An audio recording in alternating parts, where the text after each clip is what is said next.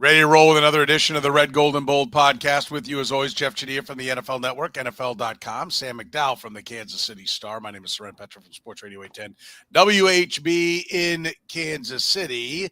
Let's talk some Chiefs football. They get a win. Do we feel better, worse, the same after the game against the Cleveland Browns? How much should Mahomes push to play on Saturday? Should the Chiefs have even been going for it on fourth down when Mahomes was hurt? Did the Chiefs blow it at the end of the first half when they came away with no points? Is Thuney still the best option at left tackle moving forward? How encouraged are we by this defensive performance? Is it elite? Is this an elite defense? Can't wait to hear Jeff Chadiha's thoughts on that. Will this open the floodgates for the defense to start creating turnovers? Did the Chiefs bring Butker back too soon? What's the lasting story from CEH? Clyde Edwards-Helaire was released. What's the lasting story from CEH's time with the Kansas City Chiefs? We're uncovering all of that and so much more right now here on the Red, Gold, and Bold podcast. You are listening to the Red, Gold, and Bold podcast, the most in-depth analysis of the Kansas City Chiefs on planet Earth, breaking down the Chiefs like no one else can. Red, Gold, and Bold is hosted by Jeff Chadiha, Sam McDowell, and Soren Petro. Jeff Chadiha is a senior columnist and on-air personality for the NFL Network and NFL.com. Sam McDowell is the sports columnist for the Kansas City Star. Soren Petro is the afternoon drive host of the program on Sports Radio 810 WHB in Kansas City. The Red, Gold, and Bold podcast is proudly brought to you by David Starnes Allstate Insurance, covering all the important things in your world: home, business, life, and even the fun stuff as well. Motorcycle, boat, ATV, you name it. Get with Dave and he'll have you covered. You can give Dave and his crew a call, visit them online, or stop into any of their locations, including North Kansas City, Liberty, and Branson, Missouri. Elevate your coverage, elevate your confidence, and drive worry-free. Don't put those insurance needs off any longer. Get with Dave. He'll give you peace of mind today for the things in your life most important to you. Now, here are the hosts of the Best Chiefs podcast, Jeff Chadiha, Sam McDowell, and Soren Petro.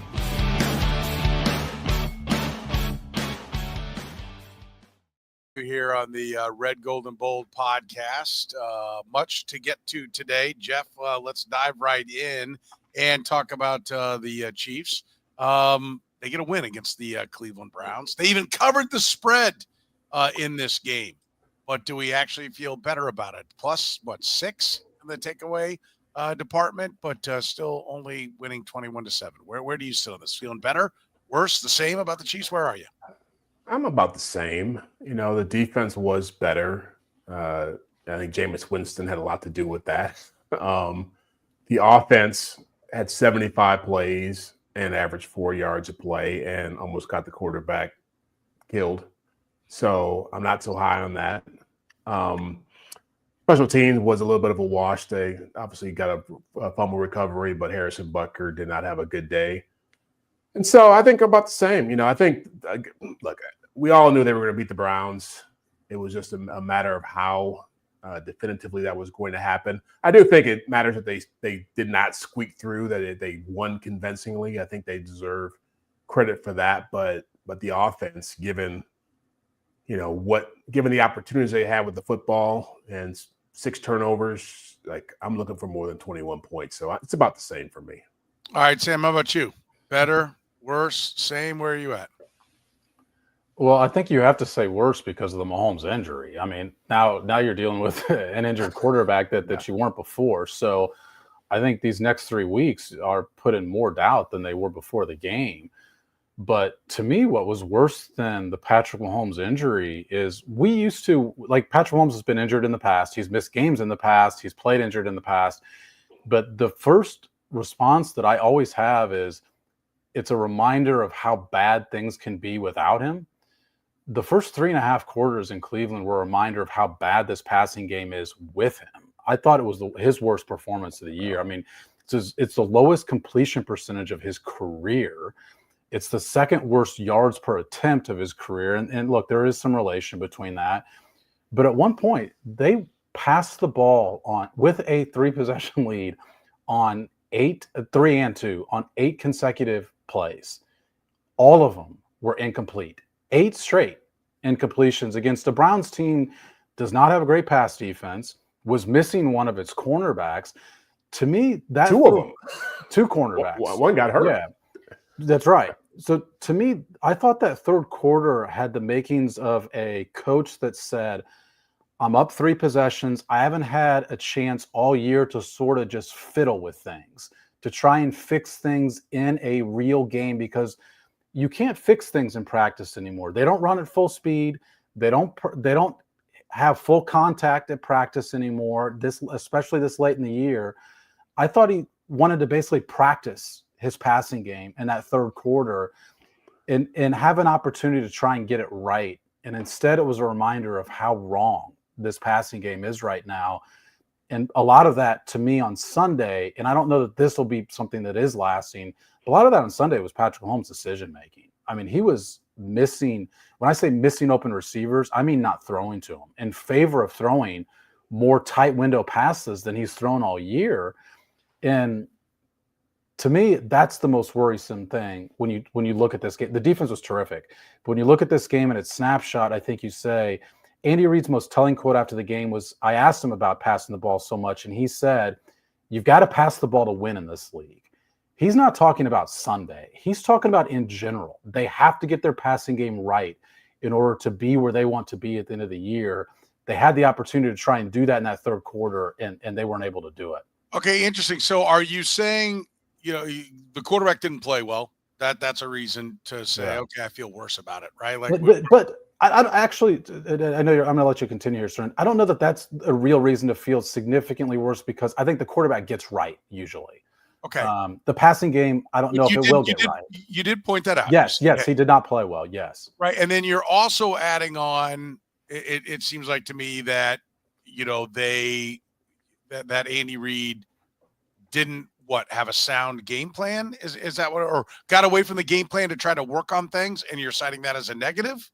Or you're citing it as he tried to work on things and it still wasn't effective? The latter. I don't think it was a bad idea at all. If that was his plan to try and fix his passing game, because he doesn't get these opportunities. They don't get up 3 scores in the second half. And I think he thought this is an opportunity to try and get things rolling, get some momentum rolling late in the season. So to me, it's the latter. I don't mind him doing that, but it wasn't effective. It still didn't work. It didn't fix what I think he was looking to fix. Yeah, I think that's an interesting point. I think this is a difficult question to answer. I think there's a lot of answers to it, which I think you both have done a great job of pointing out. I think that, it is, kind of interesting how they, I think we're, we want the Chiefs to go out and win. We want them to cover. Like, they haven't covered any games. They haven't blown anybody out. They go win by 2 touchdowns and we're still bah humbug. Right? Like that, to me, I'm kind of struggling with, okay, well, what did everybody want? Right? Like, if it was 35-21 and I settle on this, had they won, had they had a better offensive day, had all the offensive stuff worked, and they win 35-21, it's still a 14-point margin, but I think everybody would have felt better. Do you agree with that?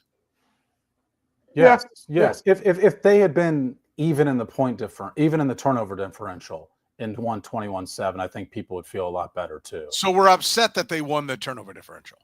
Upset that it did not lead to a bigger difference in the point differential. Right, but had it led to a 35-21 final, would you have felt better? I think the point that Sam is making is that as well as they played defensively, and ironically, it highlighted the offensive limitations. Yeah. Like, you came away thinking, oh, this is the kind of game you should win 42-7, and it didn't happen because the offense was so bad.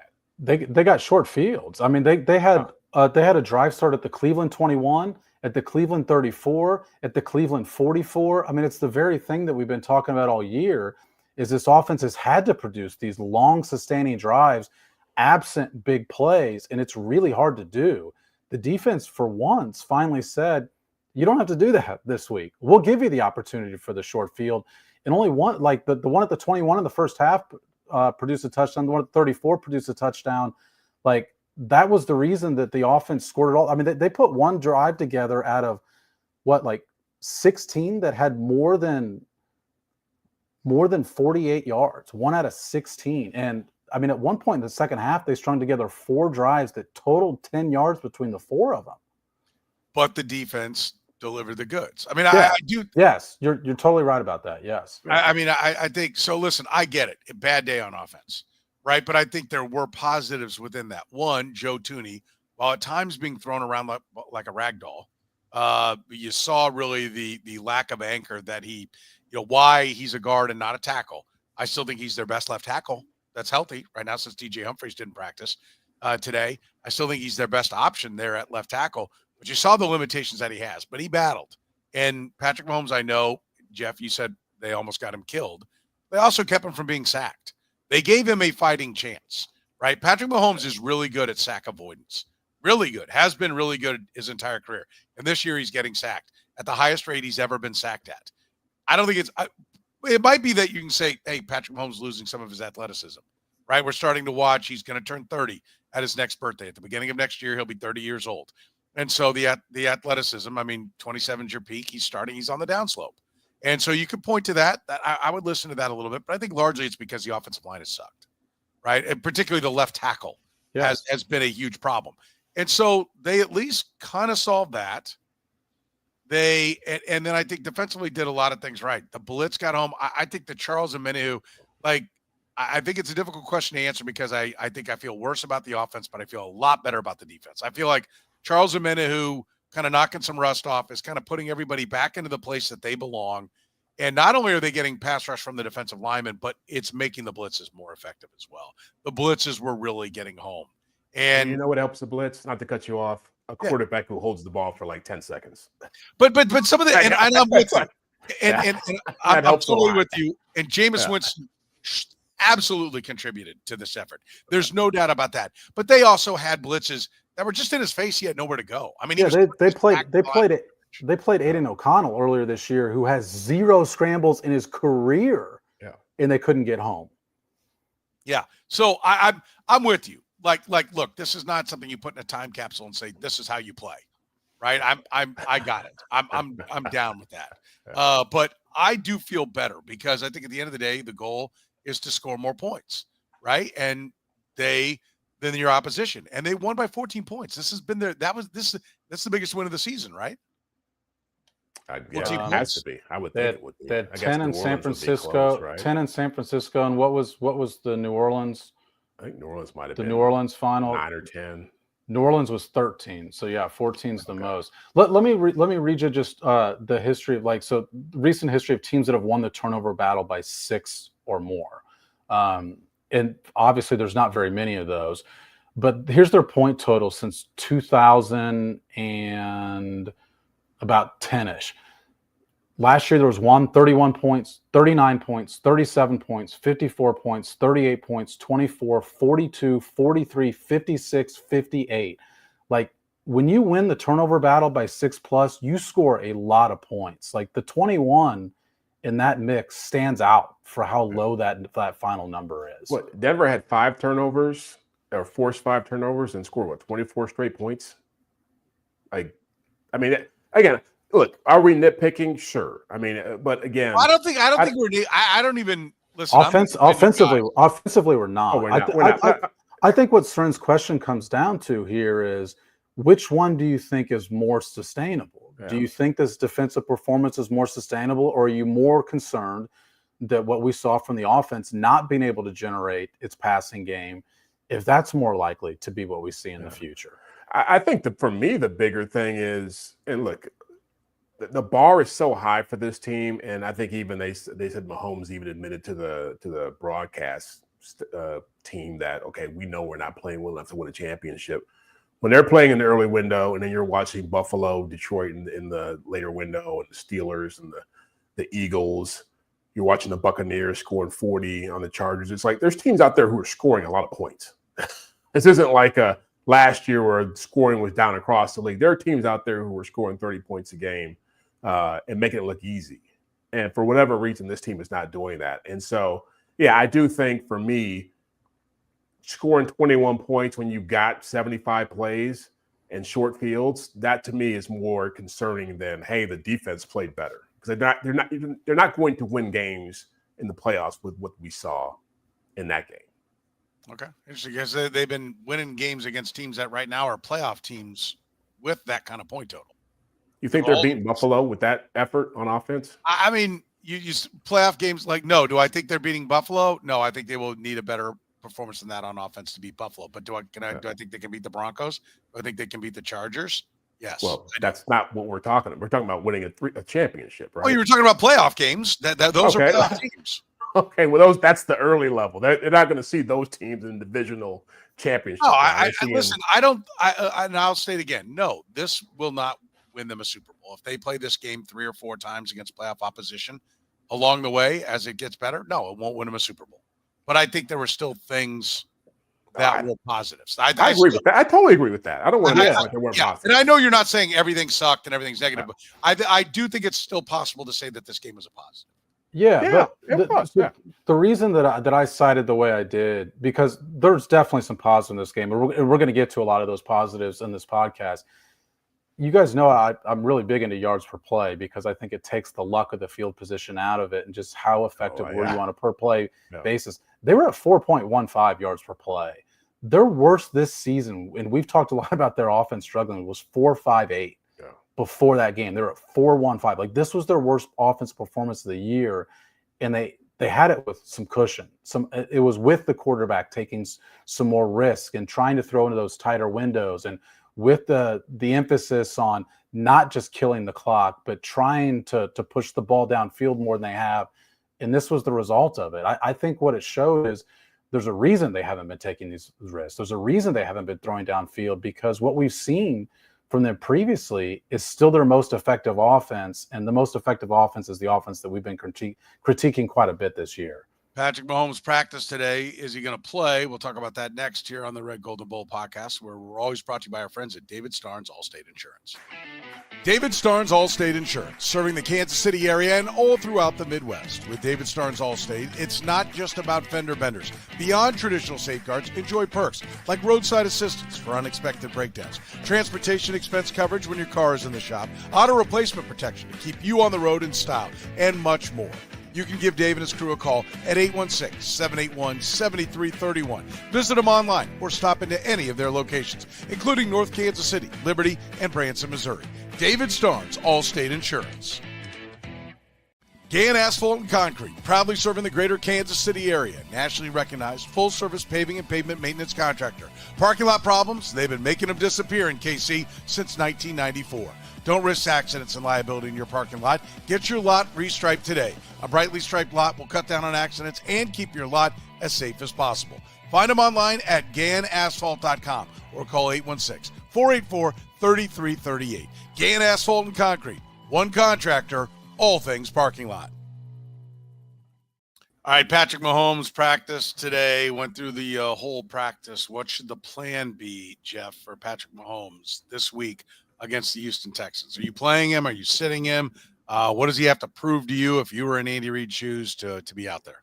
Well, I mean, I think we should qualify it by saying it was a limited practice, right? And more like a faster walkthrough. It wasn't 10-10-10. It was a 10-10-10 practice, which means that yes, you're without pads on, you're in shorts. I mean, this is a glorified walkthrough at brisker speed. Yeah. And so I think you got to know he can protect himself. I think as important as a first round bye is, it's more important that he's healthy when the playoffs start. And so I think if you're Andy Reid, you have to know you can trust him going out, playing in this game against the Texans and not being in a position where he's compromised. Now, I don't know what the comfort level is with that, but as Sam noted, no sacks doesn't mean he wasn't getting hit in that game against Cleveland. I think he was pressured on over half of his dropbacks. That's right. I think the first time in his career, if I'm not mistaken. Yeah, it was a high number. His highest rate since 2020. Yeah. And so, and a lot of his success not getting hit has been about his mobility and their ability to, move the pocket and rollouts and improvise and scrambling. If that is compromised in some way, I would be concerned if I'm Andy Reid. And I think you've got enough of a cushion right now. Yeah, you don't want to lose games, but you can afford to drop one and still have an advantage in the pursuit of that bye if you play Carson Wentz. So if there's any question in my mind, if I'm Andy Reid and he can't go out there and move around the way he has moved around in the past, I'm playing Carson Wentz. By the way, just to be clear, 54% of his dropbacks, 21 of 39. It's his third time in his career to face over 50%, being pressured to more than 50% of his passes. And Sam's exactly right. First time since 2020 that it's happened. What's the approach you take if you're sitting in Andy Reid's shoes with Patrick Mahomes? Well, similar. I mean, the obvious is what Jeff said, that he's got to be able to protect himself. And a lot of the reasons the pressures don't equal these hard hits is because he does protect himself so well. Typically, he's not been as great at this year as he typically has been. But what's really interesting to me about this is the Chiefs are basically in the market now. They're in the betting market now, because if you think that you can win with Patrick Mahomes, if you're betting that way, you can rest him. You can get the bye later. That's what you're playing for, is to try and get this long extended bye. And by the way, that means the last game of the season and the bye. If you win these next two, like, you can get the Patrick Mahomes rest that you're wanting if he's healthy enough to play now, or you can bet that you'll win the last two games. And so that's why I find this situation really fascinating, is the Chiefs are going to gamble one way or the other. They're going to try and win a game without Patrick Mahomes, or more likely what I think they'll do is they'll try and hope that he can play and that he can make it through healthy without further injuring himself. So when you were out there today, and I asked Patrick Mahomes about this, as far as, when he injured himself against the Jaguars two postseasons ago, which he said was a much more serious injury than the one he's dealing with now. And it is. I mean, I saw him after the game in the locker room after that game, and there was a severe limp. There was all sorts of stuff on his ankle. A day later during the press conference, he walks in. There's all sorts of stuff on the ankle. He's wearing tennis shoes after this game, and on Sunday in Cleveland. And then you like I said, you were out there today. He walks in just in tennis shoes. There's nothing on his ankle. Like, this is a much less severe injury than he dealt with that 2 years ago. But because he played every week 2 years ago, he never allowed himself to get better. There was and he shouldn't have. I mean, it's the playoffs, but there was never an opportunity to get healthy. And that's the risk, is there's not, if you play him and still lose the game, and then you need him for the last 2 weeks, you're going to be asking yourselves, are you going to have a healthy, fully healthy Patrick Mahomes for the playoffs? And that's why I say the Chiefs are basically like the rest of us, trying to gauge, who's going to win these games, and they're in the market now. I mean, they're having to take a risk one way. Both of these decisions are risk. It's which risk do they prefer? Don't you? I get the feel that Andy Reid has somewhere along the line decided that, look, there are games we think we're going to win and we don't. There are games we think we're going to lose and we win. Like, if he can go, if he's acceptable, I'm going to play him. Right? I'm not going to get into this. I'm going to try to get him rested. I'm going to try to get him better. I'm going to hope I can win with Carson Wentz. He has decided somewhere along the line, his experience plus the people he's talked to, is that if you can go, you go. And I'm not going to lose any sleep. If Patrick Mahomes gets hurt because the ankle gets tweaked again when he's out there, it's all right. I have this rule. This is what I live by. I tried to get him to say something along those lines today when I asked him the question, like, do you have a hard and fast rule? They're like, in baseball, I remember Ned Yost telling me, I said, what's your rule of thumb with pitchers? And he said, listen, you can get out of one trouble. You get out of a second one, that's it. You're done. Right? Like, you can't get out of multiple troubles. Like, it's just too taxing on the arm. You're going to come out. And I watched him his entire career, and he lived by that. He had learned that that is just too much for someone to handle. So you can get out of one sticky situation, but you get into a second one, that's it. You're going to be done. And I think that Andy Reid has a similar philosophy. If the doctors clear him, they're going to go. They're going to play.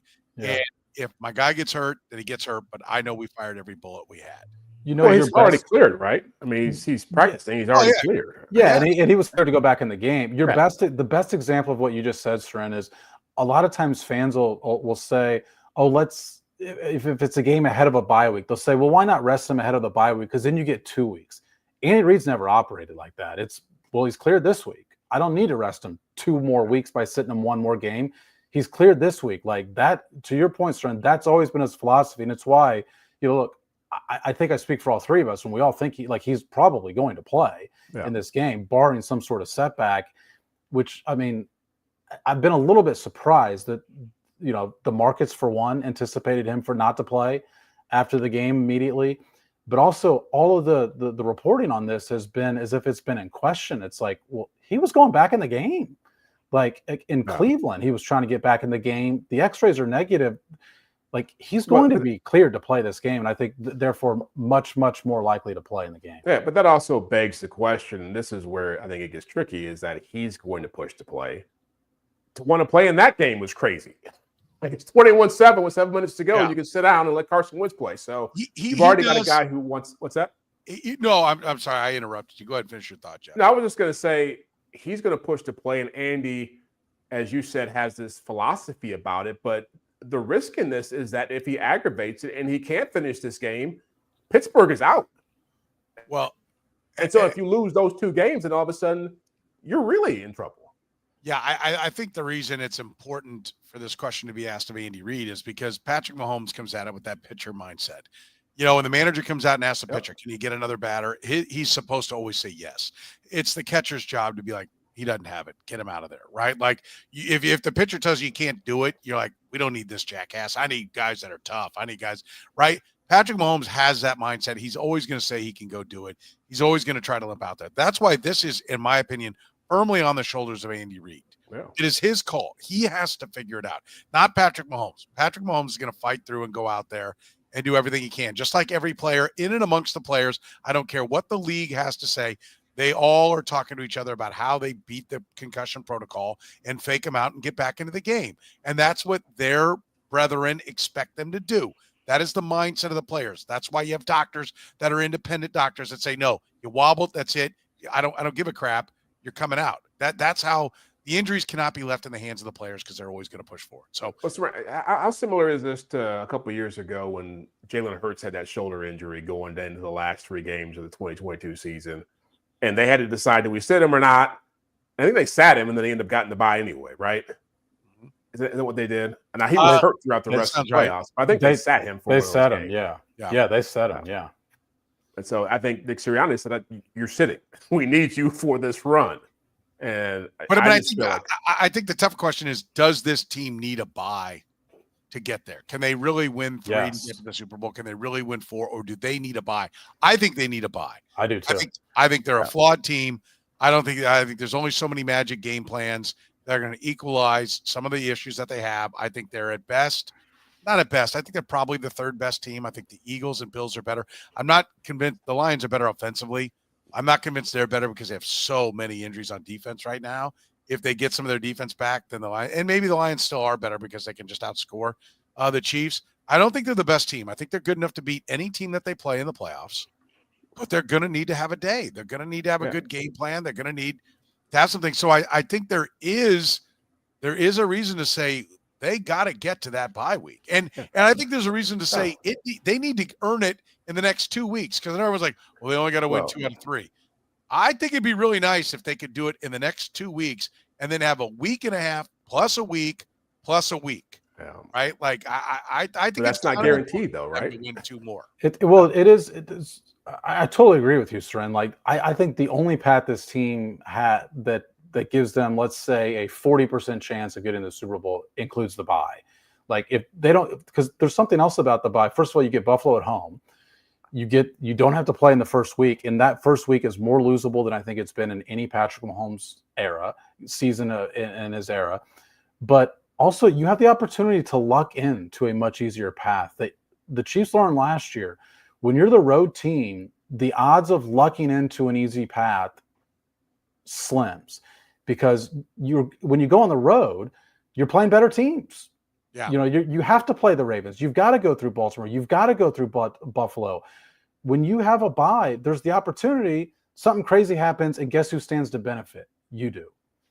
Yeah. The good news is either the Ravens or Steelers are going to be a wild card and going to have to come. I mean, like I think the Ravens are one of the toughest matchups they could have to face again, but that one will be at Arrowhead because. Yeah.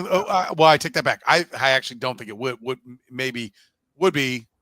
I have to look at where they are. It will be at Arrowhead, but I actually think the Ravens are going to end up being a division winner. I think they're going to beat the Steelers this week, and they're going to end up winning. But they still could be the 4 seed in that scenario. Yeah, and they won't be in front of the Chiefs and all like that. Right. Yeah. Well, let me ask you guys this then: what's a better path to the 1 seed for the Chiefs? Is it to play hobbled Mahomes in two games over 5 days, or is it better to give him 10 days of rest with the Pittsburgh game and then 10 more days against Denver? What about Houston and then Denver though? Well, You've got that option as well. I mean, you've got the option. Which makes the most sense. To skip Pittsburgh as well. And I think that, I mean, what Andy Reid says will not factor into this game is this condensed schedule. I think, to your point, Jeff, and what you're trying to point out here is that if you get the bye against Denver, that was already going to be like an 11-day layoff before that game. Like, that was probably the time where maybe Mahomes would least need that rest. He probably needs the rest most this week. And after this week, he probably needs the rest even more against the Steelers when you just have to play 4 days later. And that's why I said, I think the Chiefs are basically, either decision is a gamble here. And when you play Mahomes, you're gambling that you've got to win these next two games and offer him the bye at the end of it. Yeah, I just remember Justin Herbert earlier in the year having a high ankle sprain and then playing, I think it was against Pittsburgh, and didn't finish the game. And then he had to come play the Chiefs the next week with a bad offensive line. He wasn't the same player. And so that's very much on the table too. I think the idea that he's going to play and be fine is very naive. I think if he plays and he's limited, he's going to take a lot of shots. Go ahead. I was just going to say, Soren, didn't you find it interesting that Patrick Mahomes said something today about the fact when he referenced that Jacksonville thing, he brought up the fact that game was huge, though, and that motivated him to, no matter how much it hurt, no matter the risk of injury or re-injury, he was going to play. And a lot of what makes Patrick Mahomes really good in the playoffs, even like last year when he doesn't have the best regular season, are his scrambles. He's incredible on third down at getting first downs with his legs. I don't know that he's going to be willing to do that in a regular season game against Houston, in which case, if that's not part of his game and, he doesn't feel like that's worth the risk, exactly what player are you getting in the game against Houston? Well, he said that, right? I don't want to limit the game plan.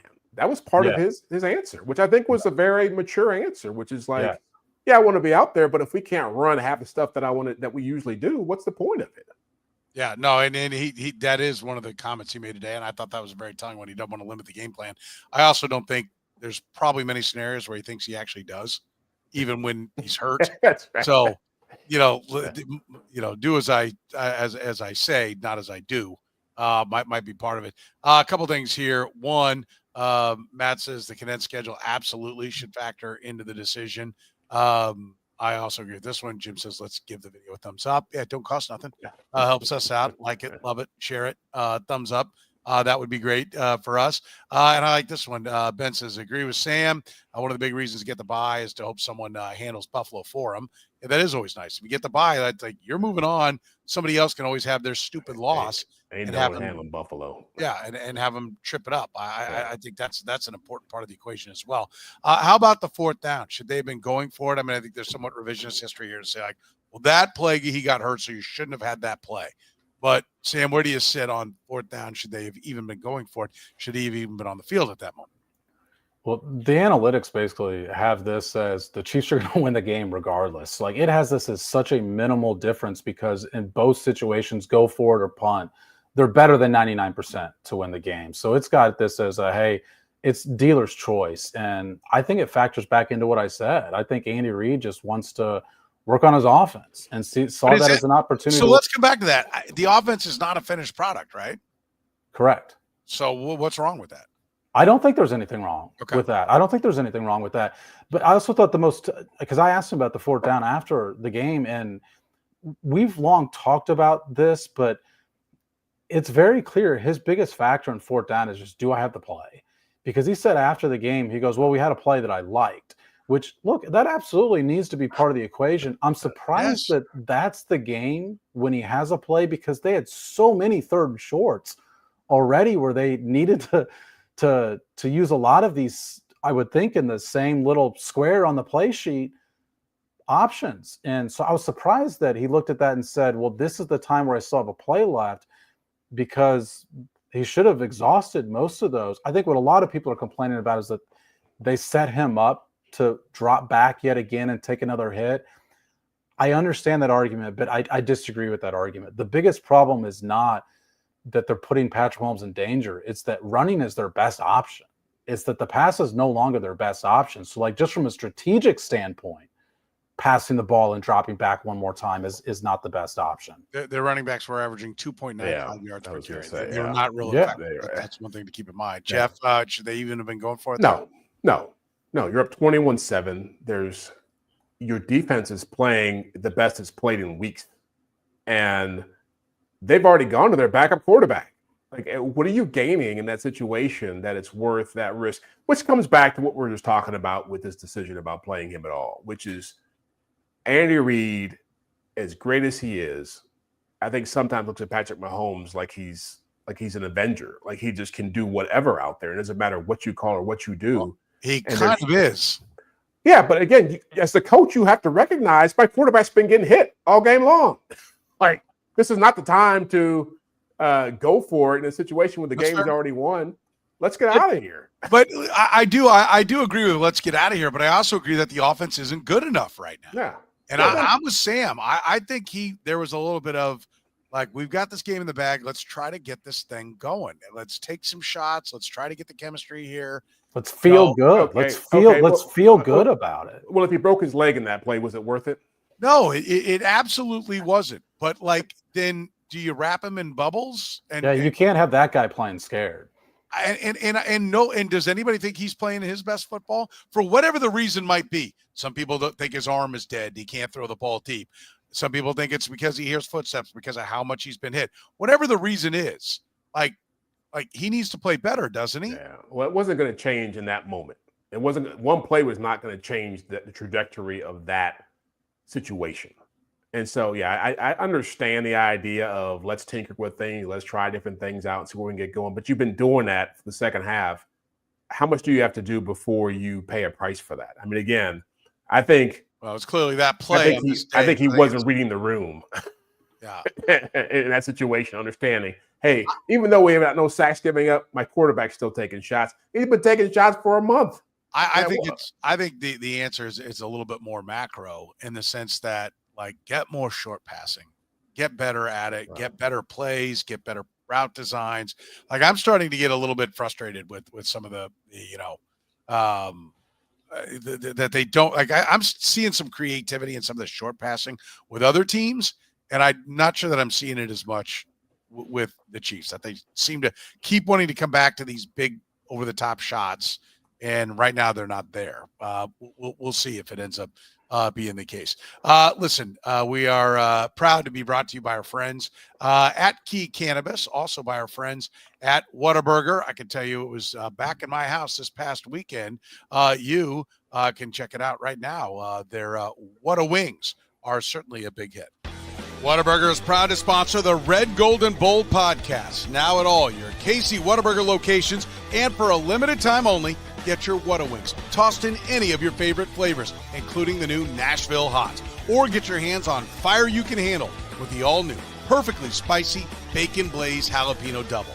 Get a kick this football season with these great new limited-time Whataburger favorites. Stop by any of the Kansas City Whataburger locations today.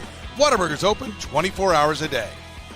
Unlock a premium dispensary experience at Key Cannabis. Visit any one of our 12 Key Cannabis locations across Missouri for a huge selection of cannabis products and expert recommendations from Missouri's friendliest bud tenders. Quick service, convenient online ordering, drive-through pickup, and a fantastic loyalty program. Plus, Key Cannabis offers discounts for veterans, med patients, cannabis industry professionals, seniors, first responders, and students. Visit us in KC North, South KC, and Belton. Open 7 days a week, or shop online at keycannabis.com. Key Cannabis, open for premium cannabis experiences. Jeff, is Joe Thuney still the best option at left tackle as they move forward right now? With DJ Humphries not practicing today, is Joe Thuney still the best option?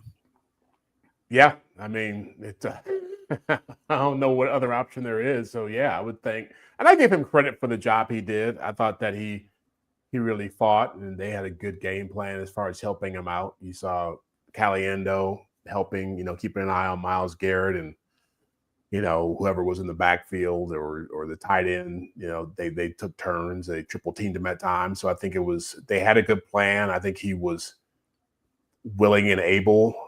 I don't think he's going to be the long-term solution. I think this week you're going to see. I think he's susceptible to speed rushers, which you'll see more of in the next couple of weeks. Because he's a guard, he's not going to move as well as most tackles are. He's not as athletic as a top flight left tackle would be. But I think that if they're able to play him with the strategy they had going into this game, I think that's a much better option than what they were doing in the past. What do you think? Are you on board with Joe Thuney being the guy here in the short term, Sam?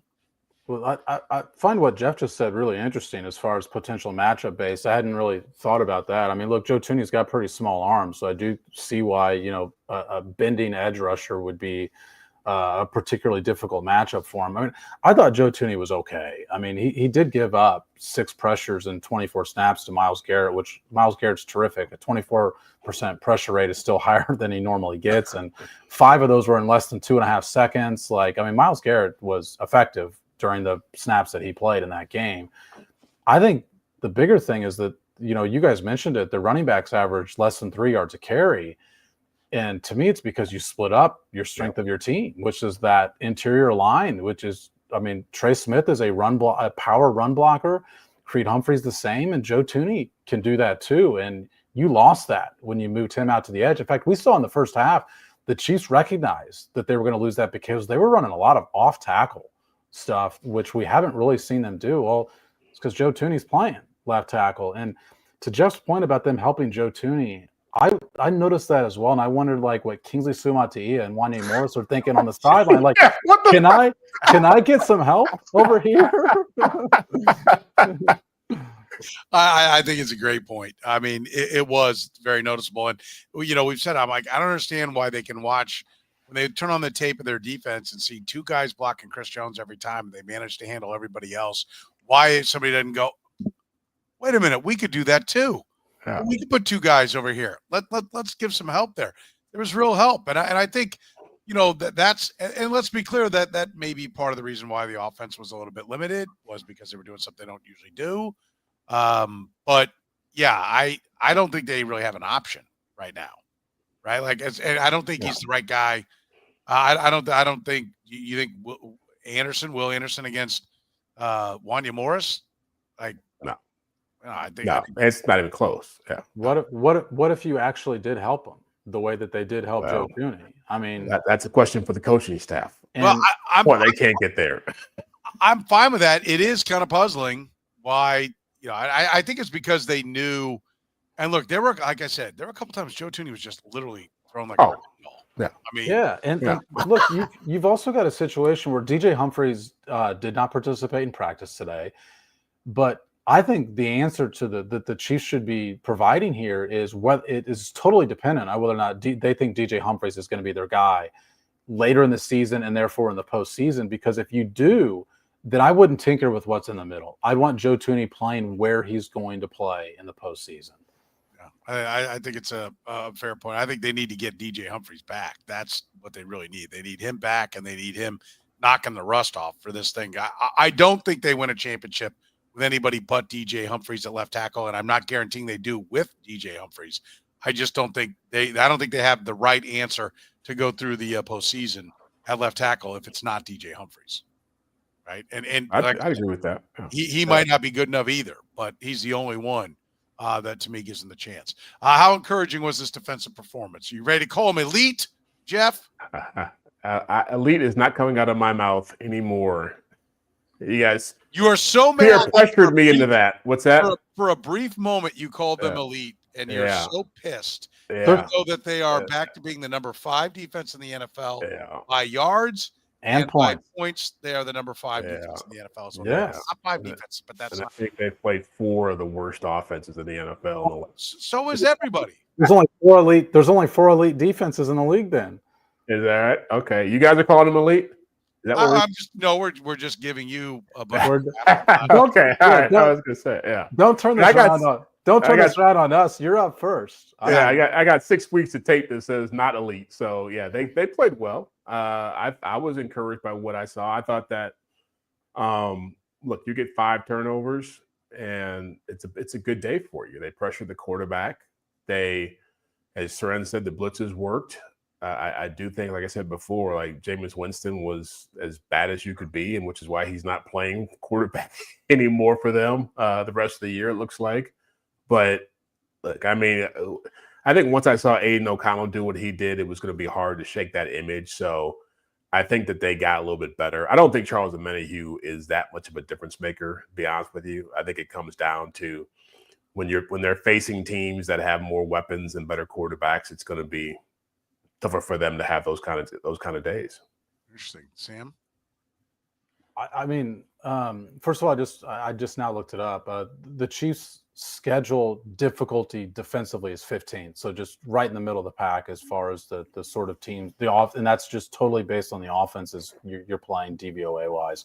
I thought the most encouraging thing, besides the turnovers, that could be long lasting was the pressure that they generated. I mean, and I realize it's Jameis Winston, but I do want to point out that Jameis Winston has gotten pressured because he entered the lineup at a time when the Cleveland Browns offensive line got healthy this year. He's been pressured at a below average rate in the NFL this year, and the Chiefs pressured him 57% of the time. They have not had a better pressure rate since their week 6 bye than 38%, and they were at 57% in the game. And a major reason for it was George Karlaftis. And when we look at he had 2 very George Karlaftis sacks in the game where it was extended plays and he just kept on trying, and he gets there. But Next Gen Stats had a really interesting number that his get-off rate was 0.65 seconds, which was the fastest of his career. His previous fastest was 0.77. Like, he was significantly faster off the ball than he's been at any game in his career. I mean, that's the guy. I've talked about him a lot because his pressure rate last year was 12.8%. This year it's been below 9.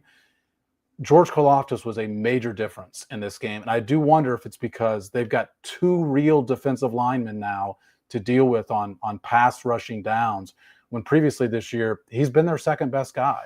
Yeah, I'm going to object to Jeff's statement initially about Charles Omenihu not making a difference. I think he does make a difference. And maybe it's not off his raw ability. Maybe it's just off what he does to the offense and how they block. I mean, I thought I saw some moments where I thought he was making a difference.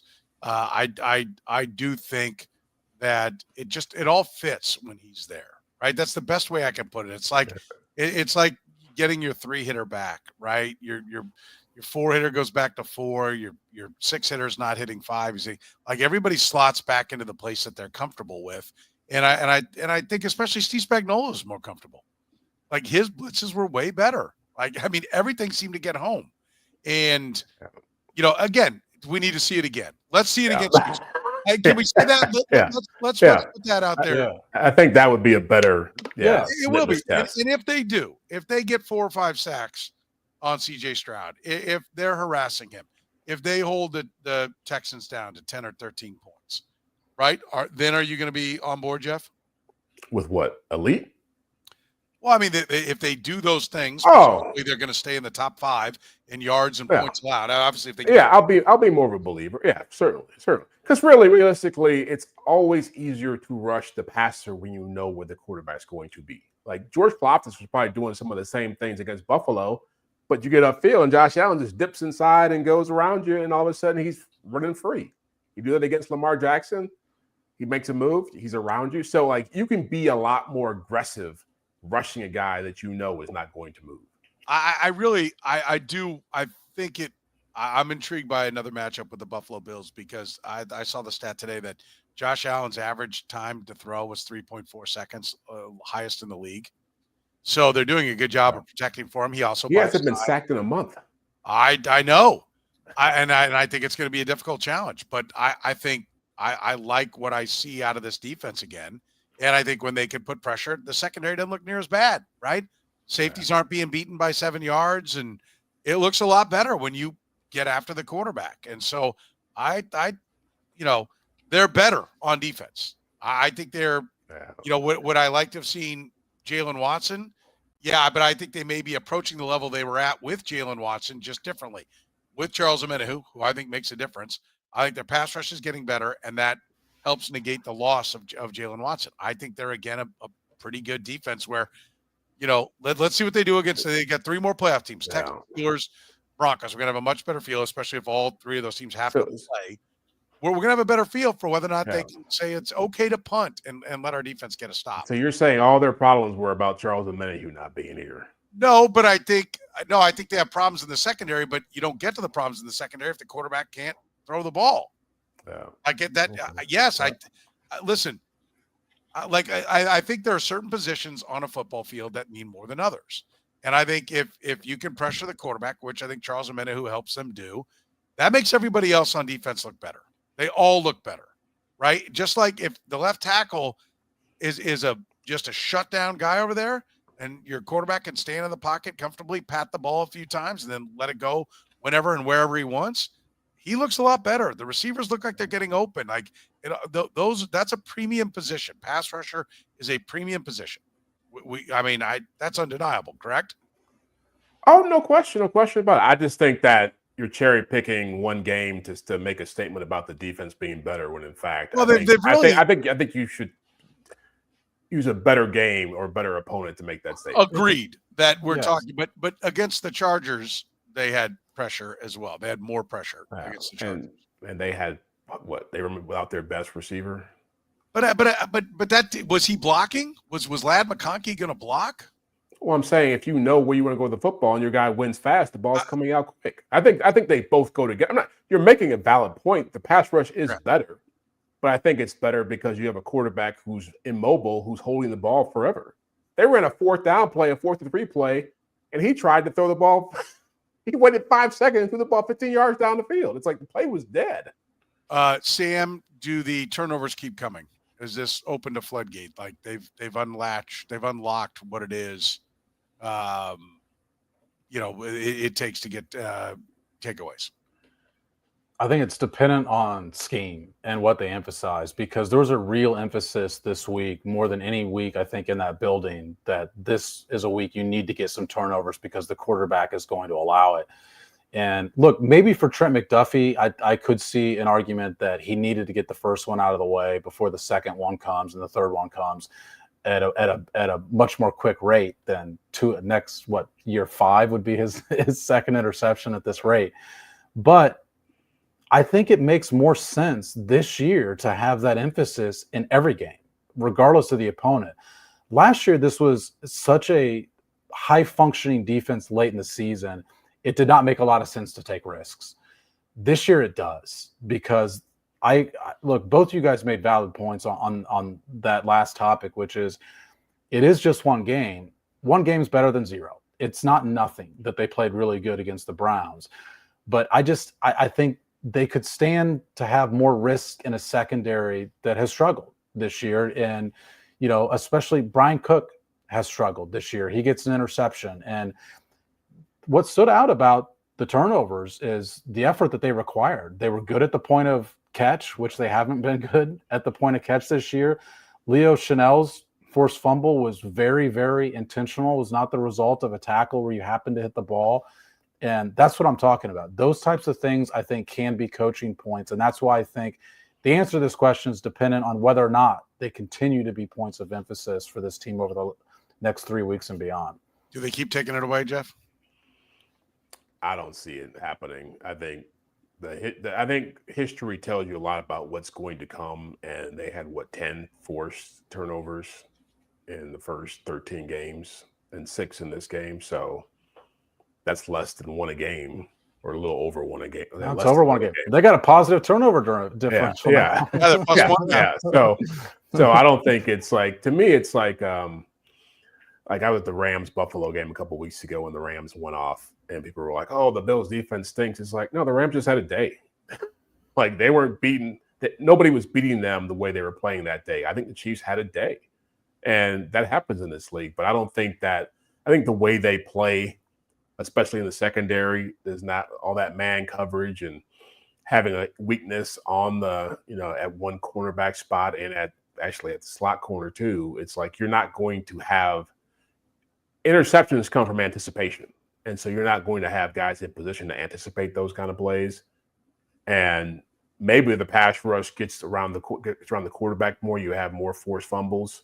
But yeah, I think that Sam's right. I think the way they play, which is more assignment sound, does not lend itself to having turnovers. And if you start chasing turnovers, you also can give up more big plays. So I don't know if they want to do that either. The Bills have given up 86 points in the last 2 games, and they are 1-1.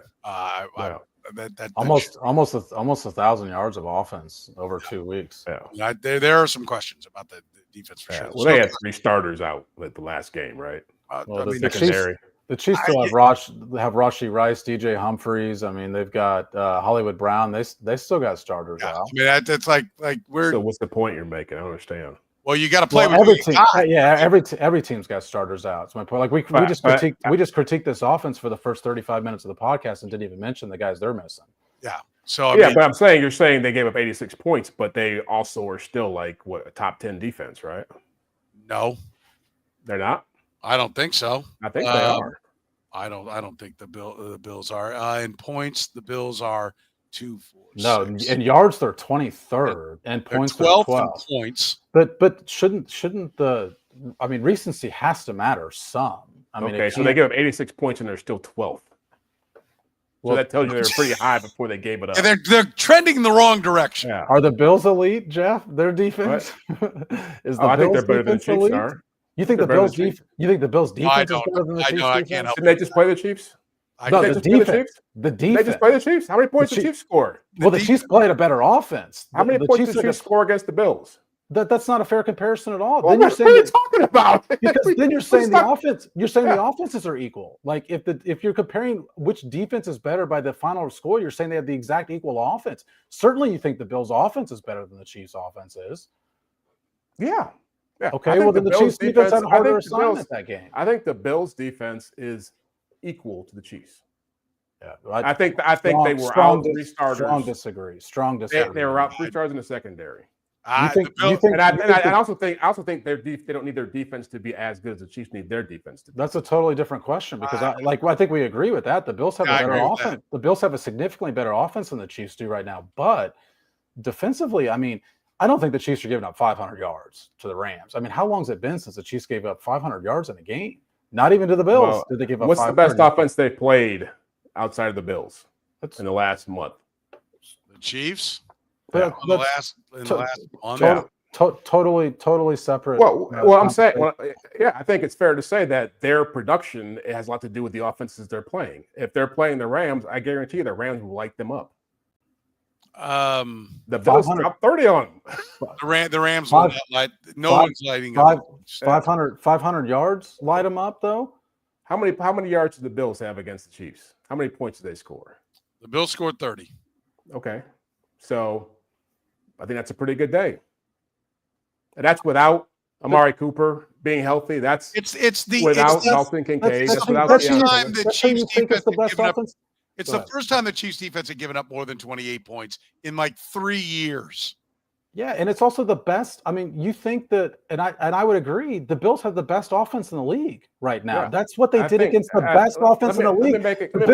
Hold on. The Bills gave up more points to a worse offense in the Rams. Do you think the Rams offense is better than the Bills? No, exactly. I think the Rams offense is pretty good when they're healthy. Yes, I think they're pretty good when they're healthy. That's my point, though, is the Bills offense is better than the Rams, yet the Chiefs did better against that Bills offense than the Bills did against that Rams offense. Like, let me make it clear. The Chiefs' defense is very average. The Chiefs' defense is very average. I will make that statement and stand by it. Very average. Very average. I don't understand all the excuses for the Bills' defense. I'm confused.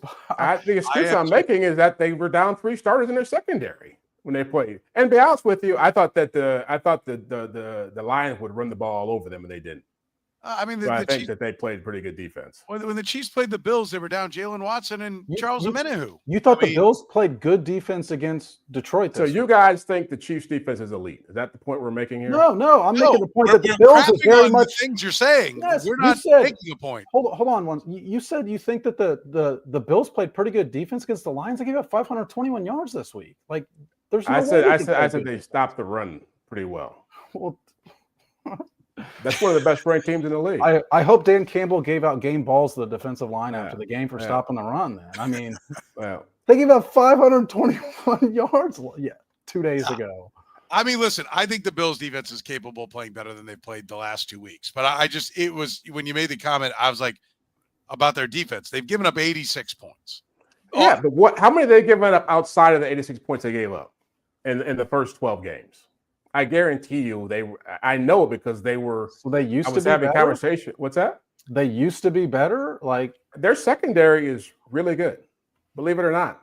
Before these last 2 games, they gave up 28 to the Cardinals. They gave up 20 to the Jets. They gave up 27 to the Dolphins. 21 to the Chiefs. I mean, 978 yards in 2 weeks is what they've allowed.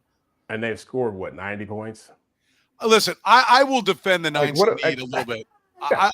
I'll defend it a little bit from the standpoint that they go right back. They score right back at them. And that puts him back. There is a little bit of a two teams are fast breaking. They're going to kind of go back and forth because they're calling the plays to go match the numbers. The tempo, the theme of the game kind of gets going, right? And I don't think that the Bills are the worst defense in football, right? I don't either. That's not the point. But the point is they're not elite. And I didn't say I will stand by the Chiefs defense is better.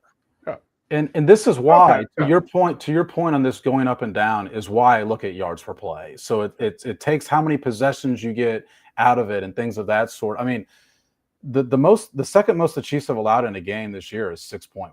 I mean, the Bills. What did they allow against the Bills? Have done that 3 times. But the Bills have a better offense than anyone the Bills have played. What are we talking about here? Defense. We're talking about defense. Then how did the Chiefs offense do against the Bills defense? That's not the same.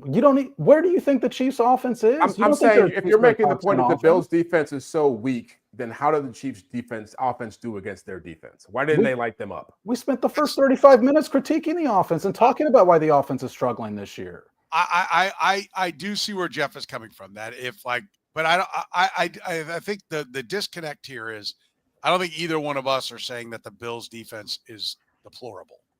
We're just saying it's not great. Yeah, that's our point. Yeah. I'm not saying they're great either.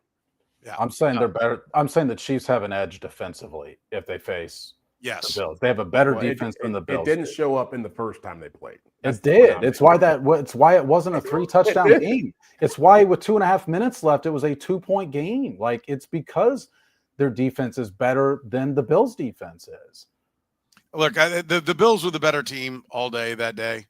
But they had to convert a 4th and 2, right? We were just talking about should the Chiefs have been going for it on 4th and 2. The Bills had to convert a 4th and 2. Yes. Seal the deal because they went for it on 4th down because they did not have confidence that their defense could stop the Chiefs and Patrick Mahomes from going down and getting a touchdown. A field goal would have given them a 5-point lead, and they didn't take it. They risked it all on giving the ball back to Patrick Mahomes. Or maybe they had more confidence that their quarterback could make a play against that defense. They did. But by the way, the Bills, you talk about the Chiefs defense not showing up. They have the 3rd best performance against the Bills of any team this year defensively. By the way, I do like this one, Kyle says, hang the regular season banner for the Bills. There is a little bit. This is an argument about, fake trophies, to quote our buddy Eric Eager. Yeah. Well, one thing we all agree on is the Bills are great. But when I list the reasons why the Bills are great, man, the defense is far down that list. Yeah. Well, the point I'm making is that I don't think the Chiefs defense can stop that offense, no matter what you saw against Cleveland. I will tell you that the Chiefs offense must be better against the Bills.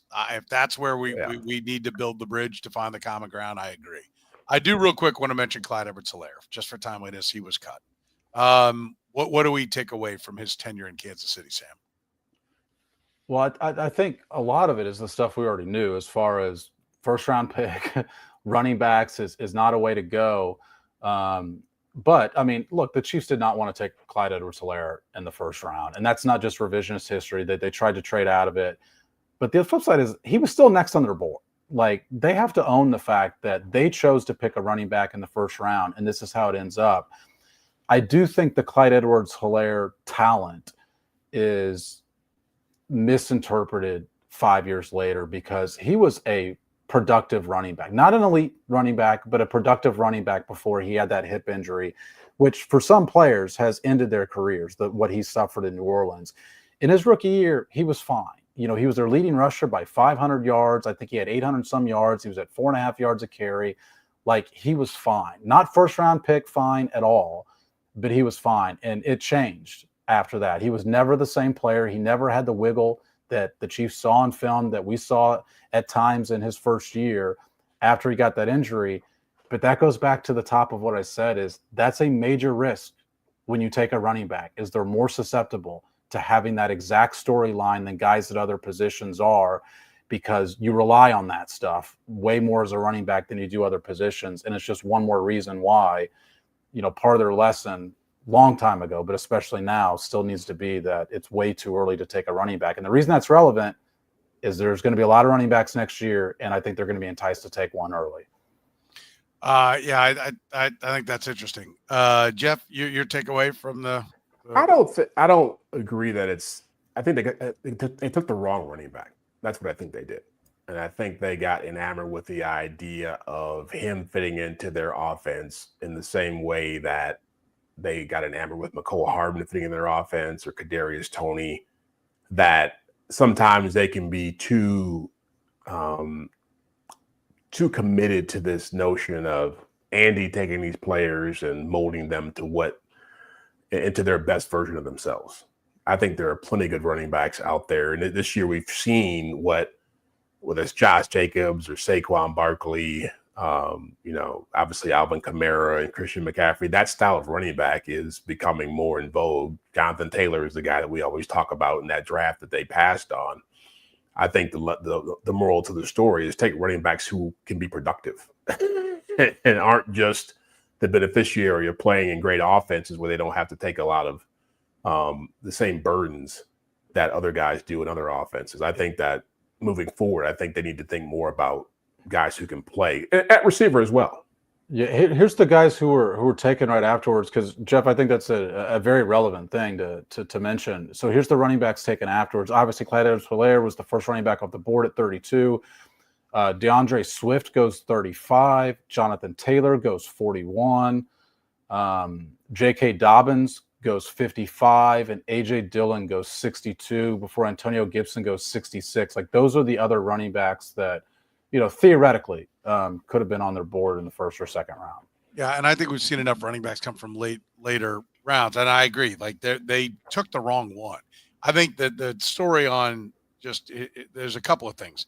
One, he ended up having PTSD from a situation that they absolutely knew about, right? Yeah. So yeah. I don't know anything about mental health, right? I just know it's real. I have friends that have battled it, and I'm 100% sensitive to the subject, and so I don't know how you evaluate that. The Chiefs have to get better at finding out that part of the equation, right? Like, and so I think that is an interesting note.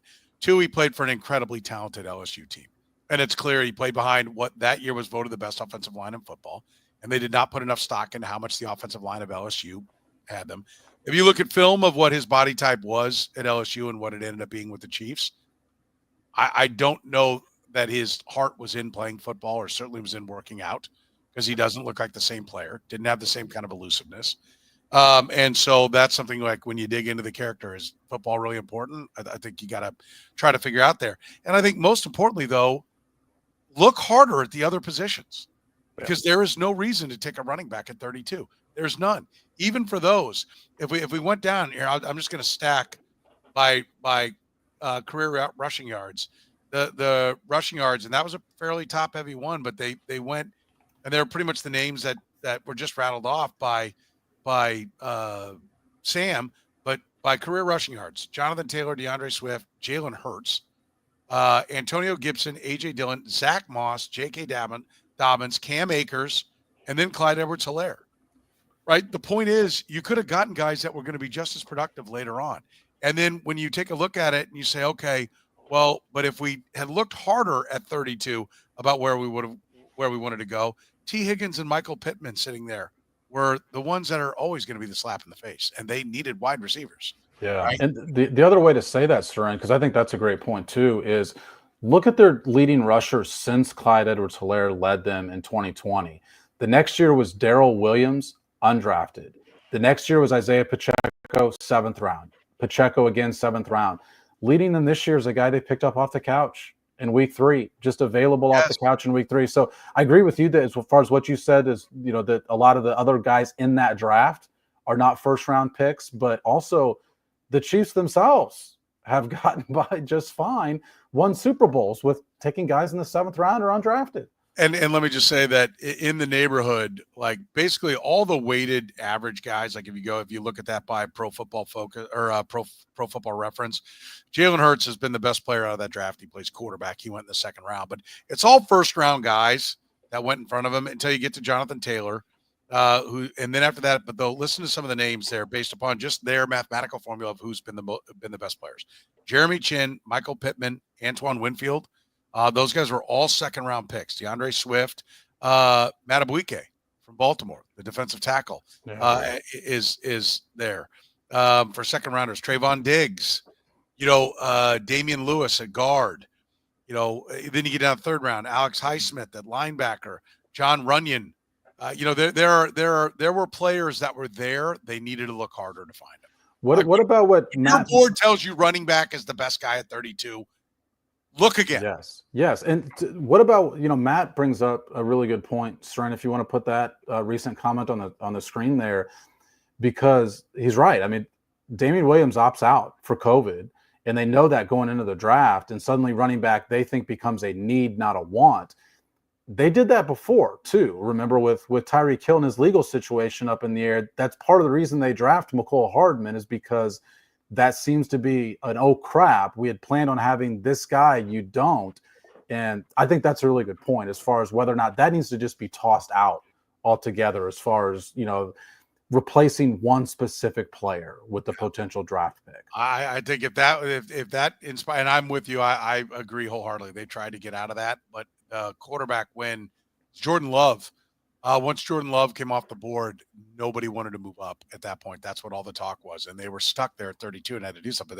They've got to do a better job, right? They have to do a better job when that's what they see and that's what their board tells them. Listen, if you want somebody to do a great job for you when it comes to insurance, David Starnes Allstate Insurance has got you covered beyond traditional safeguards. Enjoy perks like roadside assistance, transportation expense coverage, auto replacement protection. You can see Dave and his team by calling 816-781-7331. Our friends at Gann Asphalt and Concrete, serving Kansas City for more than 30 years. One contractor, all things parking lot. Find them online at GannAsphalt.com.